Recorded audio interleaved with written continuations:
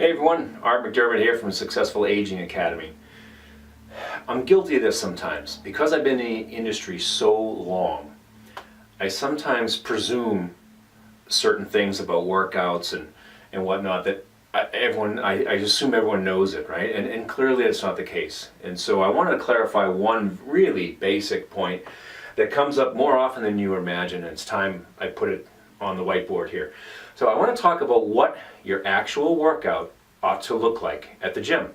So I'm going to keep my eraser handy because I'm going to run through the start to finish, warm up, cool down, things like that, on a couple of different approaches.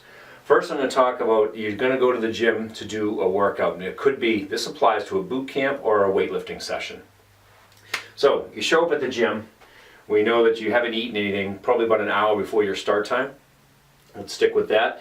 But here's what you want to do. Number one, of course, is warm up. All right, warm up.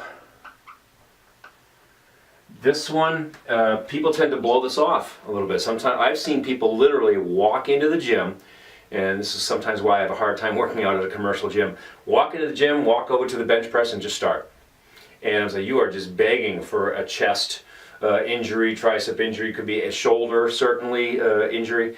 So please, take your time. A little rule of thumb, don't touch a weight or don't start your interval training until you have a sweat going. Just a light sweat. I don't mean, crazy, you're pouring for every pour, but just, you should have a little sweat going. The purpose of a warm-up, one, is your nervous system.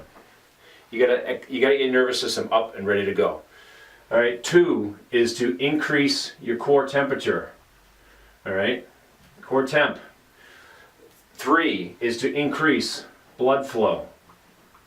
All right, blood flow to the muscles that you're about to use. A note on this, warm up, how long should it be? How long should I warm up for, Art?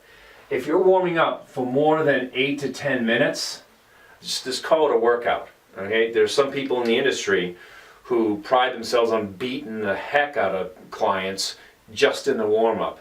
Doesn't prove anything, just compromises the work you're about to do.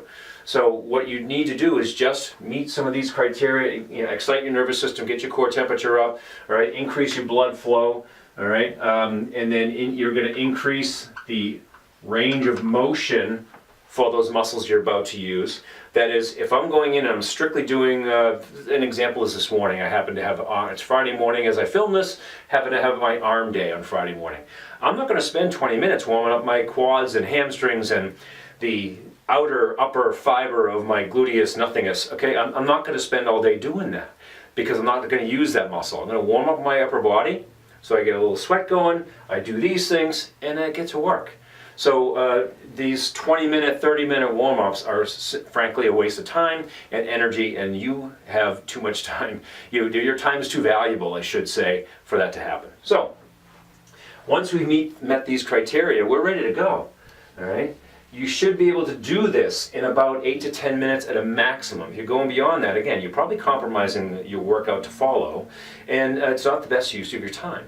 So warm-up, number one. Number two is you're going to go right into the workout itself. This is the workout proper. Now, if I'm doing interval training, I'm targeting a minimum of 20 minutes.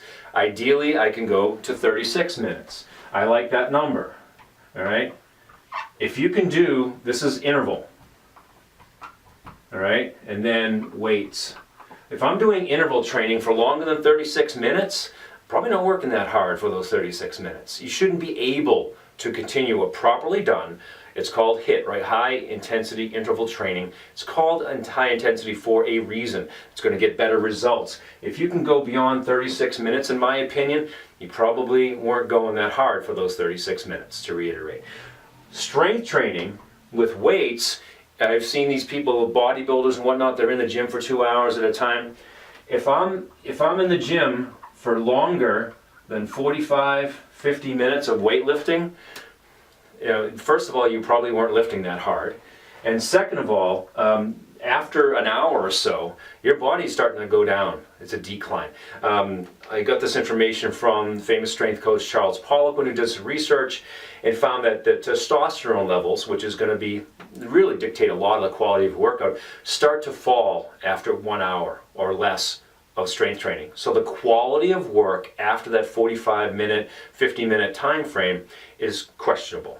All right, so keep this in mind. If you're doing interval training or weight training, here's your time limits. All right, the cool down, number 3 at the end, do your flexibility work. All right, do your flexibility work at the end.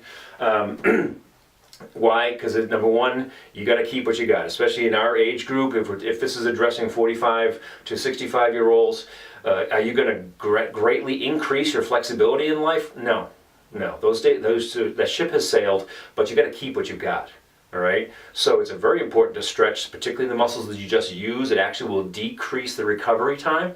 All right. You want to get those muscles long and loose again, and and you're going to find that you feel better after doing a brief stretching session. So, how long? Just match your warm up. I'd go about 8 to 10 minutes of stretching. Does it mean you need to sit there for an hour stretching everything? Probably not, no. You can do that sitting in front of the TV. You know, get in your spread eagle position, stretch your hamstring out, that's fine. You know, put your feet up against the wall.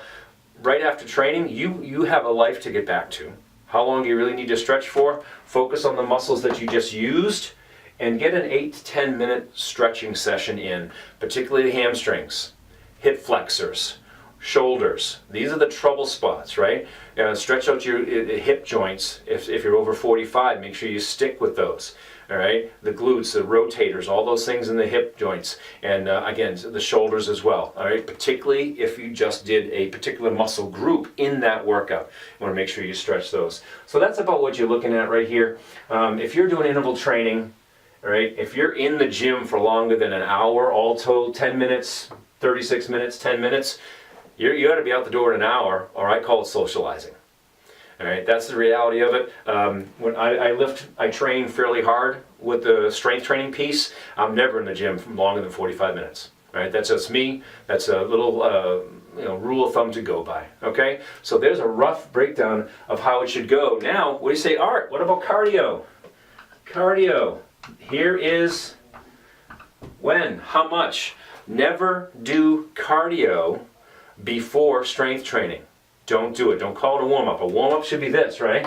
Just a few minutes, right? Cardio, a full-blown cardio session always follows the strength training or interval training, right? Why? Because it's less neurally demanding.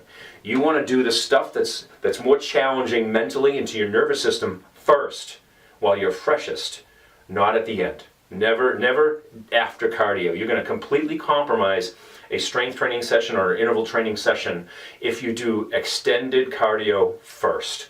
All right, we'll talk about cardio itself and how that workout should look on another day. Some of you who are seeing this already have my chapter on cardio workouts already. So keep the cardio at the end of the training session and then do the stretching after that. Okay, so this can move down here.